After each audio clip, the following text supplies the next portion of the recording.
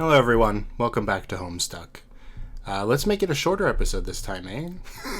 Last couple ones have been pretty long, I think. Anyway, end of Act 4, and I'm sure we'll get right into... Oh. This is my final entry. What's happening?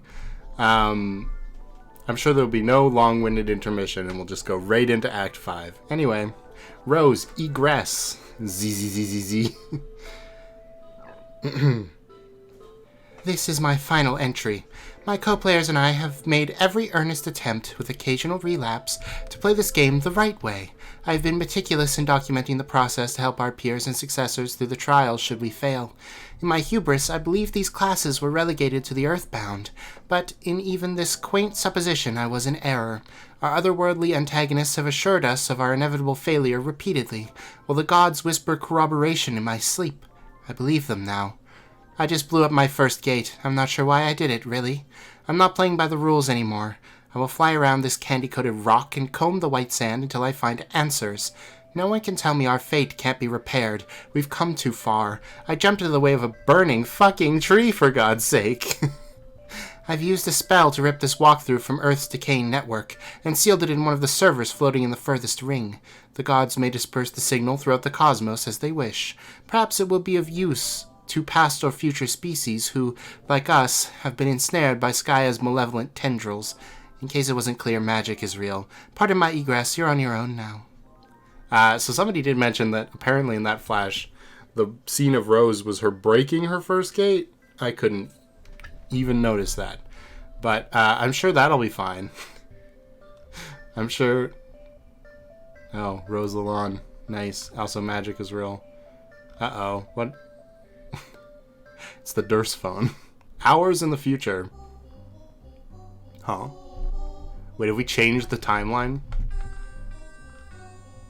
The war-weary calls another broken planet home, another cloth his garb. Land and rags fit for the wayward. A villain becomes a vagabond. Oh, this is when Mr. Mayor got exiled. Covered himself in toilet paper? Maybe? I'm not really sure. And then it ages to look like how he does now. A recent past is recalled. An accursed mascot is located among the fallen brethren, its visage reviled. Oh, poor Mr. Mayor. Nice. A rag of souls drifts from the heavens, its owner a mystery. Uh-oh.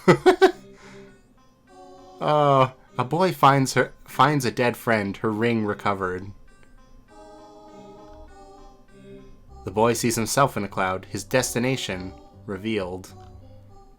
Hours in the future. Wait, that wasn't originally white? It was originally yellow, and it was...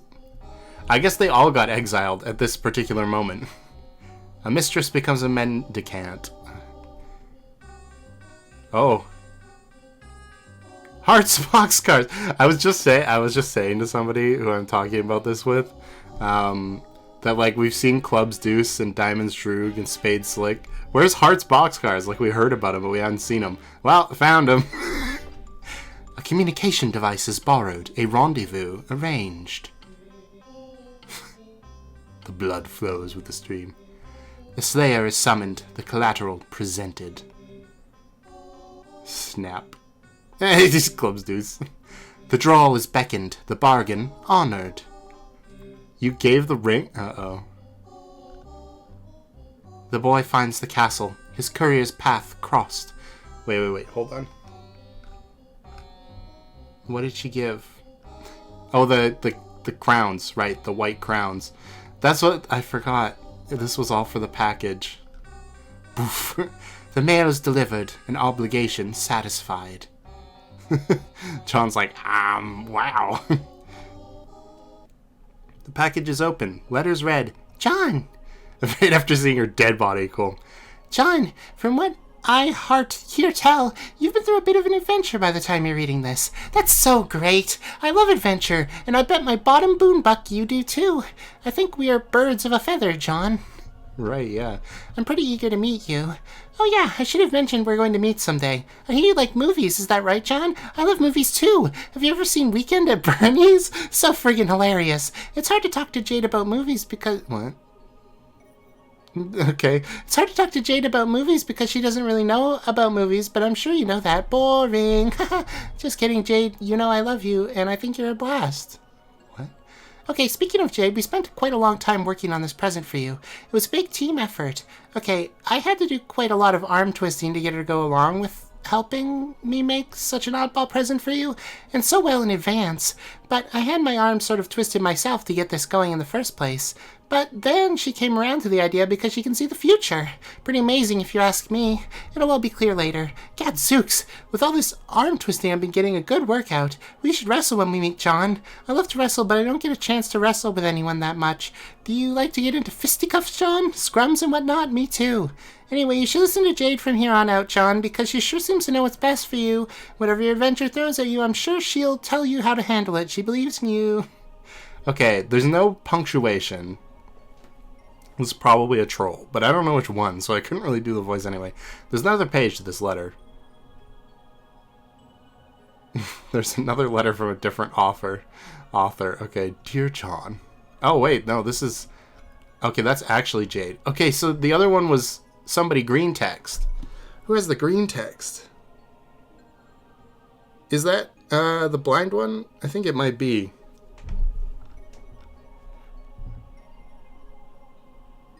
Maybe? I don't know. Anyway.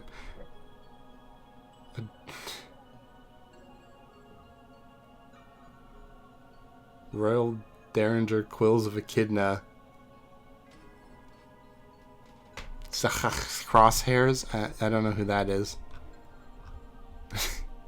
I guess just have to read it. I'm going to assume it's the other one. Oh, kicking Christ in a dirty diaper. I almost forgot to mention what's in this box. Sorry, this shit's so small. I mean, obviously it's small. Contents, Royal Derringer, Quills of Echidna. Oh, wait. These are ingredients for something. Dear John. Okay, here we go. Happy birthday! Even though it's super late and you probably went through a lot of trouble to get it, I really hope this present cheers you up. You look so sad when you were reading my letter. Which is to say, the one you're reading right now. I can explain. You see, when I go to sleep in my dreams, I wake up on the moon of a planet called Prospect. By now you must know about this place. Oh, it's kind of gone, so... I've lived there in my dreams most of my life, and I made many friends there over the years. And you were there too, but you were asleep. The fact that you're awake now, I think, means all my friends are in trouble. You're awake because it's your job to help them. We'll both help them. But, I know these things because while I was on the moon, whenever I passed through Sky, I could see lots of things in the clouds. The past, the future, stuff about our friends, and stuff about you. Now that you're awake, and apparently at the center of Skya? Wow! You should be able to see stuff in the clouds too. Maybe you already have. About this present, my pen pal helped me work on it. He included a letter, too. He's really funny and silly. I like him a lot, and I think you would, too. It took a long time between the two of us, and I'm sure the present looks like fun and completely ridiculous thing to get. But it's also really important. You're getting it exactly when you need it most. Maybe that's hard to believe, but it's true. I saw it happen already. I don't see everything, Sean, but I definitely know everything that's going to happen, and I definitely don't know everything that's going to happen. But when I do know something, I always try to do my best to help people in the future. When I'm supposed to, that is. You'll get the hang of it. John, I'm really looking forward to see you all when you wake up. It's been nice playing with my Prospitan friends and all, but also kind of lonely knowing you were in the other tower sleeping and having lousy dreams. I'm not sure where I am when you're reading this, but I'm sure I'll make it down to where you are soon. Jeez, how'd you get down there? Oh well, I'll find out. I can't wait to fly around the moon with you and show you all my favorite places. It'll be so much fun.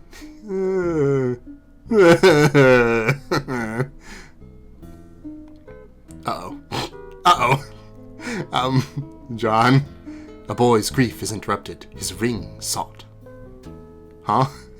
This is what it's a cyborg bunny with a hammer, a clown hammer, a half-broken sword, needles of light, and I have no... Oh, it's a gun. Of course, it's a gun. The toy has taken a new master, the tactician of misstep. Uh-oh. Check. Check the king. Awesome. Hours in the future. Just bundling up in caution tape. Awesome.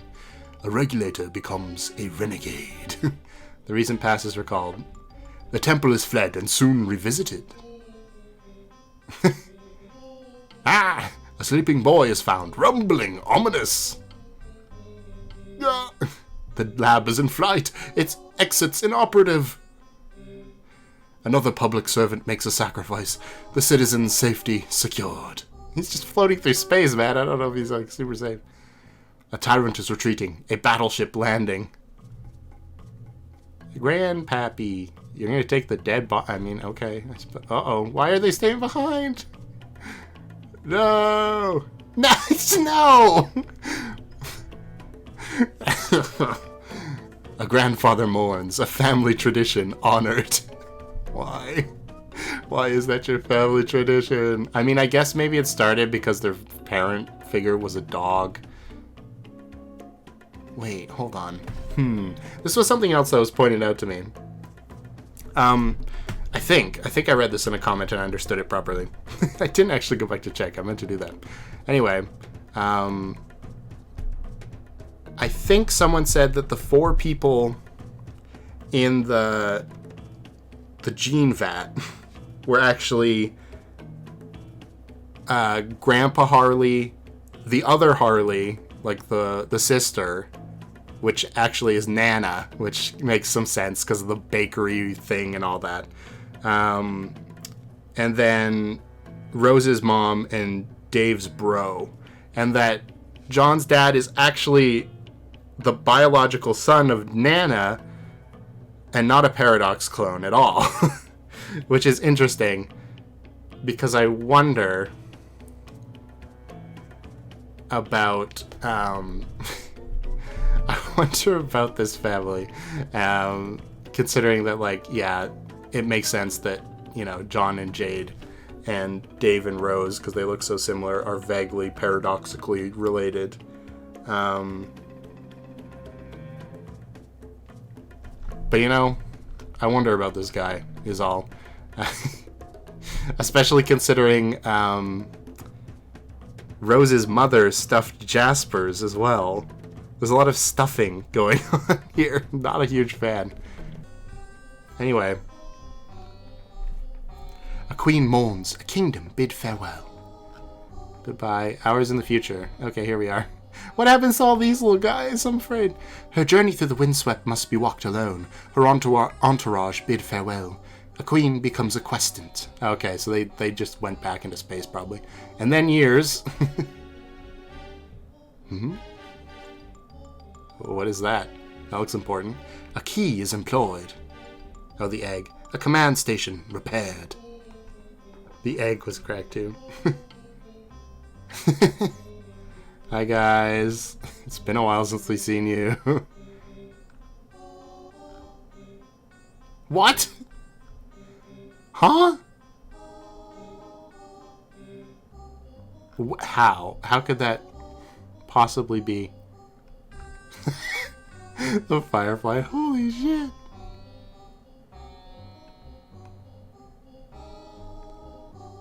Okay. Well, good thing you got that, John. Now you gotta hide forever from Jack Noir. There's another cloud. Oh. Inside a dark laboratory, unused for years. Oh yeah, also I missed this. I don't think anybody in the comments pointed it out either. Because it's kind of obvious, I guess. But when the robot exploded, it exploded Jade's entire part of the tower, and she was falling. So... Okay, Harley. That's the original dog. So yeah, that's where the tradition started. It makes sense. And inside, a fourth wall, pilfered from a bureaucrat's office and absconded with years ago. It isn't turned on, but if it was, this is almost certainly what it would see. Okay. A bunch of other mummies. Jeez. Alright, well, we're... Recap log. Picking up from where we left off. Typed a really long recap, then some other stuff happened. GC helped John fly to the second gate, which took him to Rose's world, Lalar, land of light and rain. He crashed into Rose's room where he found her asleep. He snooped through her room, and Dave tricked him into giving up the code to duplicate Rose's writing journals. John opened the package Rose made for his birthday. It contained the bunny from Con Air, the same one John got from Dave, but older and dirtier, and modified with Rose's knitting. She'd had the bunny since she was very young. John leaves Casey the Salamander, Bubbles Viceroy von Salamancer, in the room. He briefly speaks with GA from Rose's computer and pretends to be Rose. She believes he is, triggering a convoluted series. Oh, GA. Oh, I know who the green one is now. It was her. She was the one talking. Okay. Well, now I know. From Rose's computer, and pretends to be Rose. She believes he is, triggering a convoluted series of conversations between her and the real Rose in both the past and future. In no particular order, GA gets help with her computer from TA in time to see Rose at her computer having woken up. Before she woke up, Dream Rose was awake on Durce's moon. She now had memories from her future self's doomed alternate reality. She flew to Dream Dave's tower and got his attention with a ball of yarn, causing real Dave to fall asleep. They had a dream dance party. They did do that. Dream Rose threw Dream Cal out the window. Rose rocket board caught Dream Cal. AR! Followed the judge. Followed the board and Cal to a transportalizer on Durce, which led to a meteor lab in the Vale. Meanwhile, on the land of light and rain, Rose's mom defeated a huge monster. The pony, Maplehoof, followed her and collected the grist windfall. Both mom and the pony then transported to the meteor lab. John's dad found a clean hat John had deposited into a parcel Pixis. Dad followed Jade's grandpa, who was carrying John's Sasker book, into some ruins. They both transported to the meteor lab too. Meanwhile, John used the grist collected by the pony to make a normal-sized version of a giant hammer. Fear no anvil, which Dave Sprite gave him the code for. Dream Rose saw John on Dream Dave's computer and woke up. She went out to see him, but he had already blasted off. He took the mutant kitten, Vodka Mutini, Dr. Meowgon Spangler, with him. John found the ruins that Mom and the pony went into. He went in and killed some powerful monsters with his new hammer. He transported to the meteor lab as well. In the lab, he found no one except the pony. Some other stray items were on the floor. Dad's dirty hat, the Sasker book, Dream Cal. He found some apparatus. Is it not apparati? I guess not. I don't know why I felt like that was it. I don't think I've ever heard anyone say that before. He found some apparatus used to genetically engineer foot soldiers and agents for the white and black armies from the chess piece DNA. He also found a junior ectobiologist lab suit and a series of terminals, much like those the exiles would find in the far future. He would use this apparatus to create paradox clones of himself, his friends, and their guardians. Meanwhile, the judge surfed Rose rocket board to a different meteor, containing the frog temple that would later root itself near Jade's Island. Root itself. It sounds like a program. It's definitely some sort of program. Inside, he found the same time capsule she would later find. He also found some more lab equipment used for ectobiology. This equipment would soon be used to create Becquerel, a mutated combination of the genes from an ordinary dog in the early 20th century, and the DNA code in one of Rose's journals. The judge hides in the lab when he hears one of Jack's henchmen, the draconian dignitary, Diamond Stroog. He's carrying Rose's duplicated journals, which he stole from Dave, and Dave's beta, which was used as a bookmark. He discards the beta into the time capsule. Millions of years later, from the capsule's perspective, Jade would retrieve that beta and use it to connect with Dave, allowing him to enter the medium. Dave created the journal duplicates after an extensive alchemy binge. Rose 2 had a similar alchemy session, and both kids upgraded their weapons and gear. Okay, I'm not going through all of that. She used this magic to burn her journal, destroying the genetic code. She was advised to do so by the gods of the furthest ring, whom she was now able to communicate with in her dreams. Are the gods of the furthest ring just going to end up being the trolls? That'd be pretty funny. The gods live far beyond the Vale and advise the children of the moon of Durce and serve as a counterpart to the role Skya plays for the children of Prospit's moon. Huh? The gods live far beyond the Vale. Right, so far beyond the little planets they're all on. And advise the children of the moon of Durce, so that's Dave and Rose, and serve as the counterpart to the role Skya plays for the children of Prospit's moon. So, was Nana's whole speech only applicable to John and Jade? Like, are Rose and Dave fighting for the other side of the equation? Like, the darkness side? I guess we'll find out. They deemed the code, which would inevitably be used to create Becquerel, to be dangerous. Dave decided to destroy his copy too, but when he went back to his room, he discovered they were stolen. He also found his own dead body, which apparently was him from the very near future, attempting to go back in time and stop the thief. Damn his Drook. Dave decided not to attempt any more time travel and disposed of the body. GC, discussed the matter with him and pledged to help him by telling him his future along the way, so that he would not have to face the death of more future selves or suffer the sort of embarrassment he went through while entering the medium. Previously unseen, the way Dave entered the medium was as follows. Yeah, okay, I do just remember that. I don't think we're going to get any new lore from that. On Prosperous Moon, the male lady prepared to depart from the battlefield at the center of Skya to seek the king's counsel on what to do with the queen's ring. She was tailed by another of Noir's lackeys, Club's Deuce. He picked her pocket and stole the ring. Male lady departed via shuttle to Skya. Dream Jade then clobbered Club's Deuce and recovered the ring. She would try it on, but its power had no effect on the humans. Later, Club's Deuce would travel to the battlefield and continue tailing Male Lady. The battlefield is a planet at the center of Skya. Okay, we knew that. Undergoes a new transformation. Okay, we know that. Oceans, mountains, pastures. Presumably would transform again with the fourth. Right, which maybe will repair it from being, like, half destroyed. The armies of the Black and White Kingdoms duel there. Soldiers are airlifted from meteor facilities. Yes, enormous mutant-like chess monsters. We did see that. Two kings command their armies. Okay, I am kind of... Okay. They each have a scepter that serves a similar purpose to the Queen's rings. Right, so it's not the crown, it's the scepter. We kind of established that kind of, but now we know for sure. When activated, a scepter causes a king to be a giant and bear the properties of all the prototypings. The king is able to deactivate the scepter to hand it off to another so that they will not be affected in that way. When the Black King captures the White King's scepter, the Reckoning begins. The Reckoning sends all the meteors in the Vale towards Skya in stages. First the small ones, then gradually the bigger ones over a 24-hour period, which is happening right now. There was a war-weary villain on the battlefield who was a simple farmer and tired of conflict. Mr. Mayor united a band of soldiers from both armies to lead a rebellion against the Black King, but before they could attack him, Jack Noir, now empowered by the Black Queen's ring, intercepted the coup.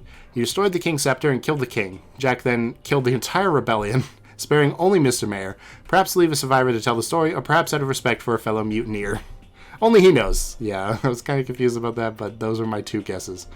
Meanwhile, Male Lady met with the White King. He disabled the scepter and gave it to her along with his crown. Male Lady now had the crowns of the White King and Queen and the White Scepter, but discovered she had misplaced the White Queen's ring.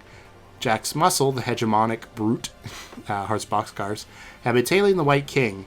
Heart's Boxcars followed Male Lady and attacked her. She dropped the scepter off a cliff. Oh, was she fighting Heart's Boxcars in one of the animations and I didn't notice? Maybe. She dropped the scepter off a cliff and then would regroup and chop off Heart's Boxcar's head with the Regisword Jack gave her to kill the White Monarchs. Club's Deuce, who'd been tailing both of them, recovered the White Scepter and delivered it to Jack. Jack used it to initiate the Reckoning and would proceed to go on an extensive rampage, devastating the battlefield and Prospect. Back at the Meteor Lab. Oh god, how much more of this is there? So many! Oh my god, okay. I kind of need to know, but okay. Back in the Meteor Lab, John began the ectobiology session, which appeared to have been prepared for him in advance by the Guardians who had just been there. The four monitors were all locked onto the kids' Guardians at certain points in time, each on the day of one of the kids' birth. On Jade's birthday, Nana was locked onto in John's neighborhood. So yeah, it is Nana, okay. By the Betty Crocker factory. The meteor carrying baby Jade crashed into that factory and destroyed it. Her grandpa, the owner of that factory, would adopt her. John's dad witnessed and would spend years investigating. On Dave's birthday, Grandpa was locked onto while he was on his yacht, pioneering the island for the first time. He was sailing with baby Jade. Overhead, there was a meteor carrying baby Dave, which would crash into Bro's favorite record shop. On Rose's birthday, Bro was locked onto as he stood over the crater where he would find baby Dave. He would give him a tiny pair of pointy shades. Overhead, there was a meteor carrying baby Rose, which would land in a lake and destroy it, also killing all the fish, which I think is a funny crossover. Rose's mom would retrieve and adopt her. Months later, on John's birthday, Mom would bring Rose to John's neighborhood to investigate the destruction of Grandpa's factory and related stellar phenomena. The target was locked onto her. Dad came out of the family joke shop to greet her, leaving Nana inside. The meteor carrying baby John destroyed the shop, killing Nana. Dad would adopt John, and Rose's mom disappeared. Dad retrieved her scarf and filed the clue away for his ongoing investigation. John attempted, unwittingly, to purify all four Guardians, but since removing them from those moments would have caused a paradox, he instead paradoxified their ghost slime imprints. This slime was collected into two pairs of containers, one for Nana and Grandpa's. Is there no... Okay. I guess because it's Nana, it's Grandpa, not Grandpa. The other pair collected Mom and Bro. The device created baby paradox clones of the four Guardians. These babies would later be sent back in time to become those Guardians themselves. Once those 4 clones were created, another sequence activated. The 2 pairs of slime tubes emptied into vats below. The Nana Grandpa slime mixed together, and separately the Mom Bro slime mixed together as well.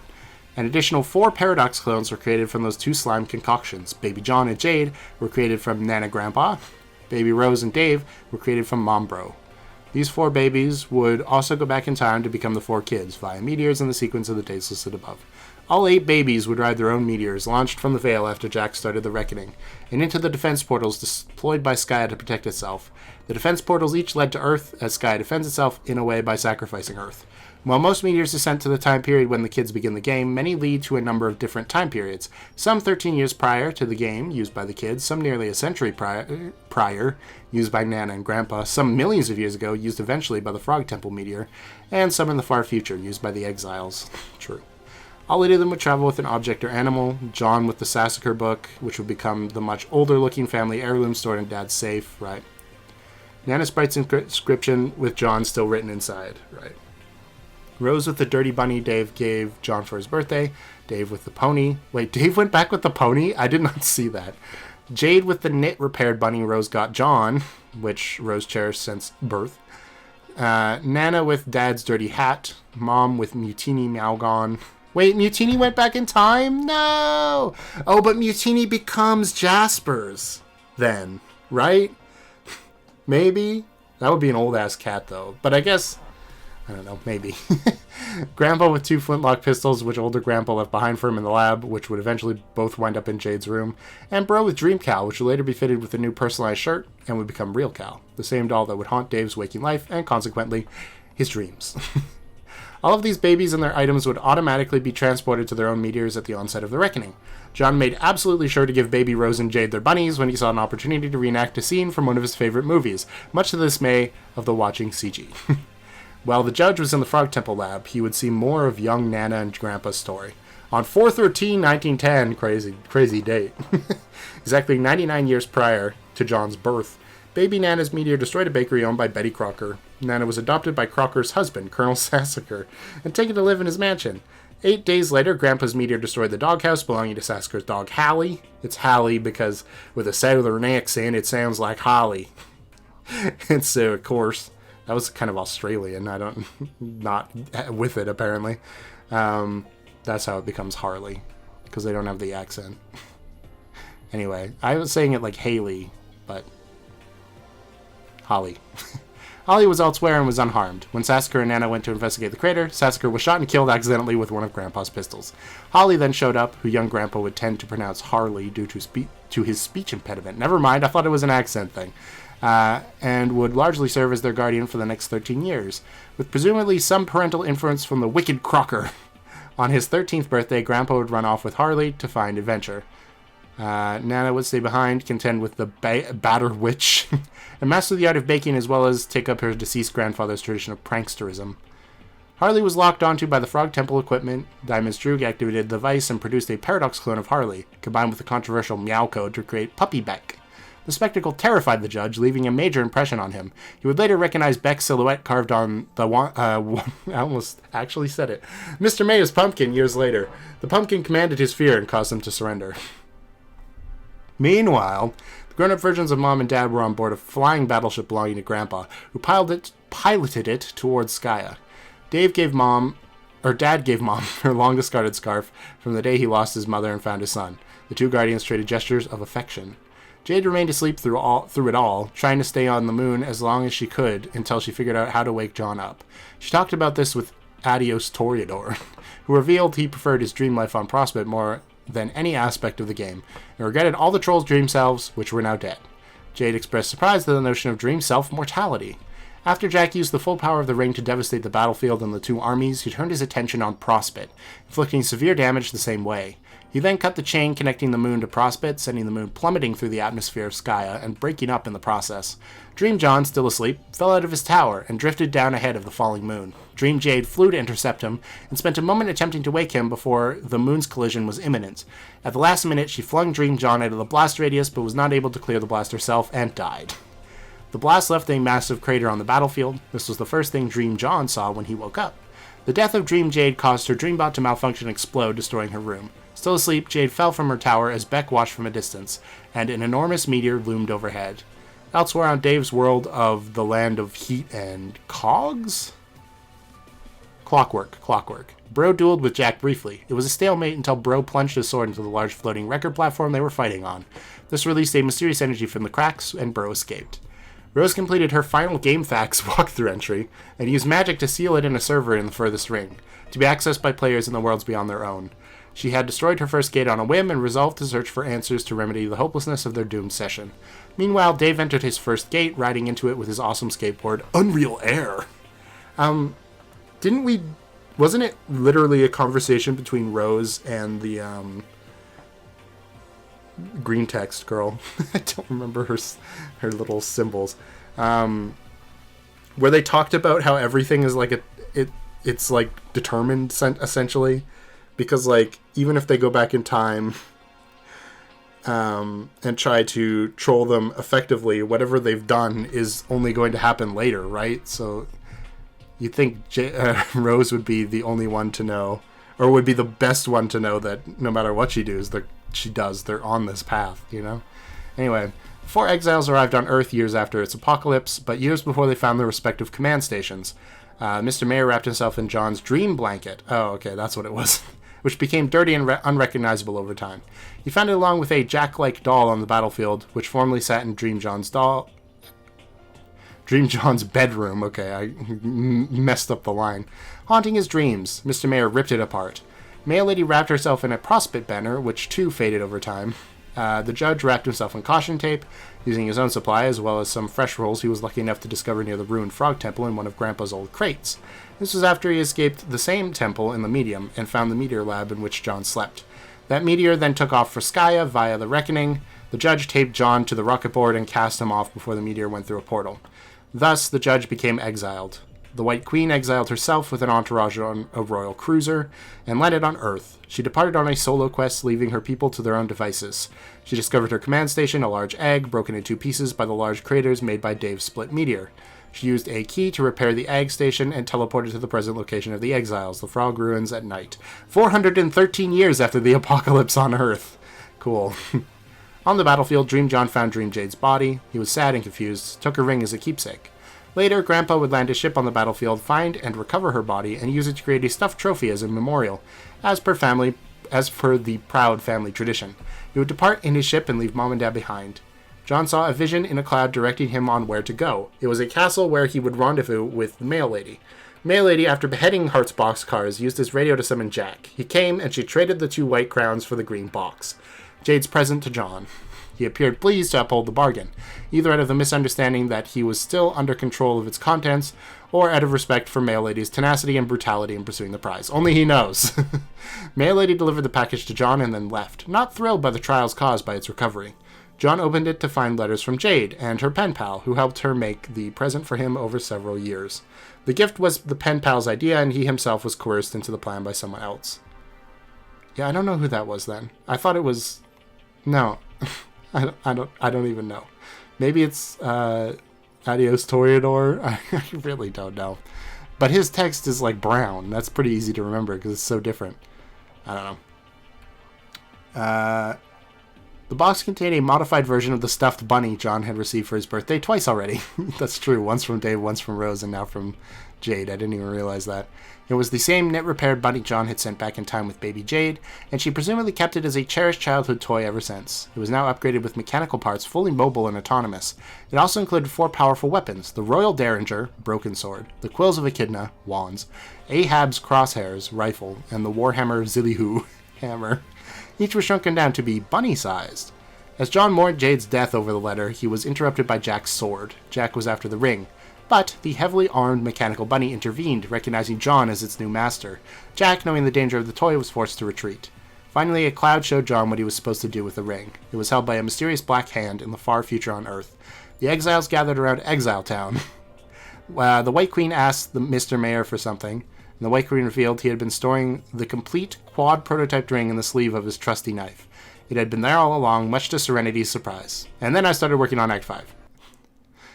That was long, and the episode is basically over.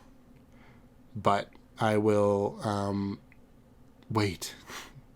Oh no. Is this the start of, like, actually playing as the trolls, quote unquote? Okay, I'll do a little bit. Elsewhere in Paradox Space, we examine another planet, forgotten by time, but we will strive to remember. What was this planet's name? Alternian cheat sheet? Ah, nice one, Smarty Pad. It's really hilarious, but let's get real here. No more clowning around. It's a whole different language. Oh, man. You guys can tell me what that says. I'm sure you know.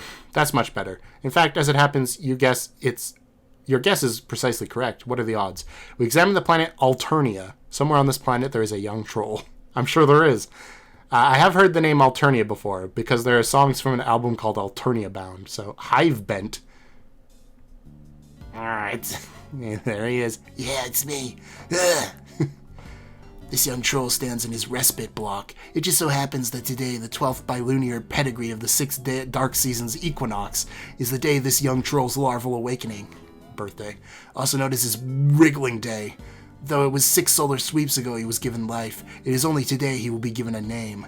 6 Alternian solar sweeps, for convenient reference, is equal to 13 Earth years. Earth, also for convenient reference, is a planet that does not yet exist. What will the name of this young troll be?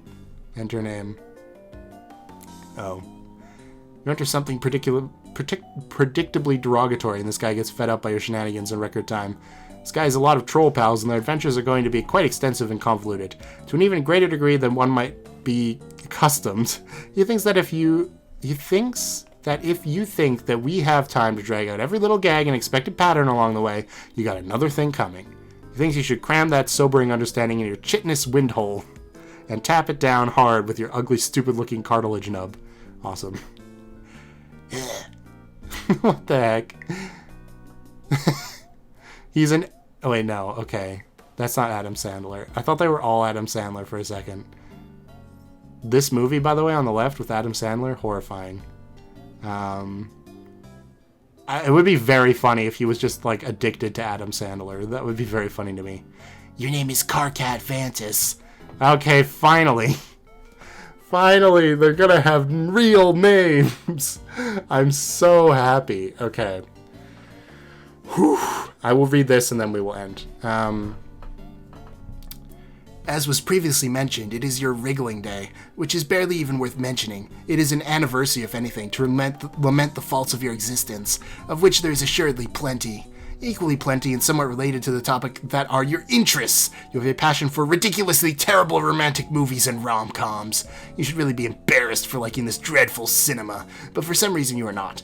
You like to program computers, but you are notoriously pretty awful at it. That's the same as John. Your programs invariably damage the machines on which they are executed, which is just as well since you like to believe you specialize in computer viruses.